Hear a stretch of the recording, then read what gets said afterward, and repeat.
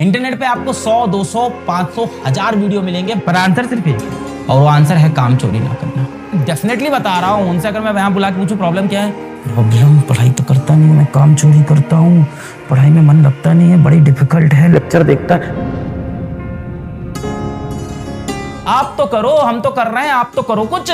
हम तो बार बार आते हैं जिनको परेशानी है, क्योंकि हमें ये बिलीव है कि सही में 3% बच्चा ऐसा होगा जिसके जेन्युइन इशू होंगे। मॉडर्न समय का सबसे बड़ा दानव बच्चों की पढ़ाई का, सबसे बड़ा शैतान जो बच्चों की पढ़ाई में आता है, सुनिए इसकी कहानी रक्तबीज की। रक्तबीज ऐसा दानव था ना भाई, रक्तबीज ऐसा दानव था जिसको वरदान मिला था कि अगर इसके शरीर पे कहीं मारोगे और खून का एक कतरा भी जमीन पे गिरा तो वो एक नया बीज बन जाएगा। रक्त बीज, एक कतरा भी खून का उसका जमीन पे गिरा तो एक बीज बन जाएगा और वहां से एक और दानव पैदा हो जाएगा। मर नहीं सकता था वो कभी, कहीं से भी काटोगे मारोगे, उसका जो खून निकला, आपने ऐसे मारा, ऐसे तलवार से मारा, यहाँ से खून निकला, पट पट पट पट बूंद गिरी, भाई साहब 50 बूंदें गिरी, 50 नए दानव उत्पन्न हो गए।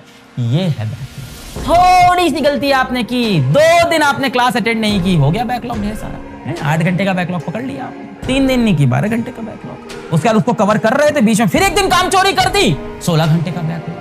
रक्तबीज की तरह मल्टीप्लाई होता जाता है बैकलॉग। रक्तबीज का सोल्यूशन क्या था?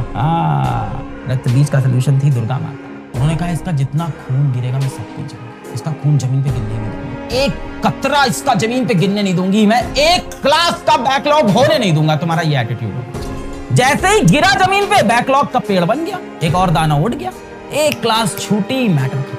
यही किया था काली माता ने इसका सोल्यूशन। काली माता की जय, ऑफ कोर्स जय भाई, यही किया उन्होंने सोल्यूशन। काली माता ने क्या कहा कि इस राक्षस का मैं मारते ही सारा खून पी जाऊंगी, एक भी इसका खून का बूंद जमीन पे नहीं जाने दूंगी। इसी तरह से तुम्हारा भी एक भी लेक्चर छूटा नहीं चाहिए बेटा, और जैसे ही छूटा तुरंत उसको पी लो, उस लेक्चर को तुरंत करना है उसको।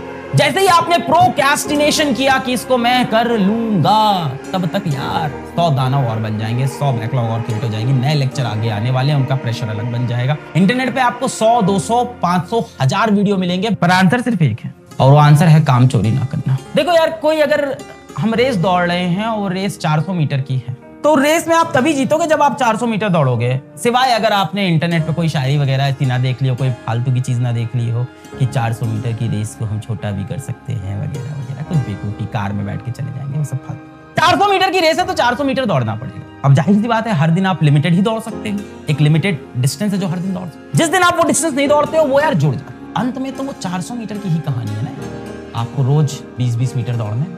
अब आप जब 20 मीटर नहीं दौड़ते हो, आप 3 दिन नहीं दौड़े, 60 मीटर हो गया। अब आप कह रहे हो सर इसका कुछ सोल्यूशन बता दो। लॉजिकली सोचो, एक बंदे को 400 मीटर दौड़ना है, रोज 20 मीटर, 3 दिन नहीं दौड़ा, 60 मीटर रह गए, क्या सोल्यूशन है?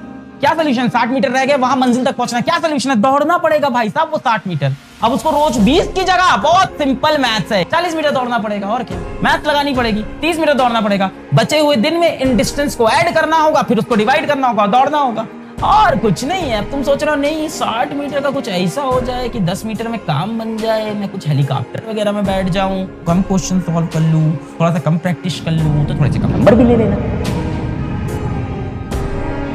सोच तेरी ये है, सपने तेरे ये हैं, कंसिस्टेंसी नहीं है दोनों चीजों में, पागलपना ही नहीं है यार तेरे अंदर।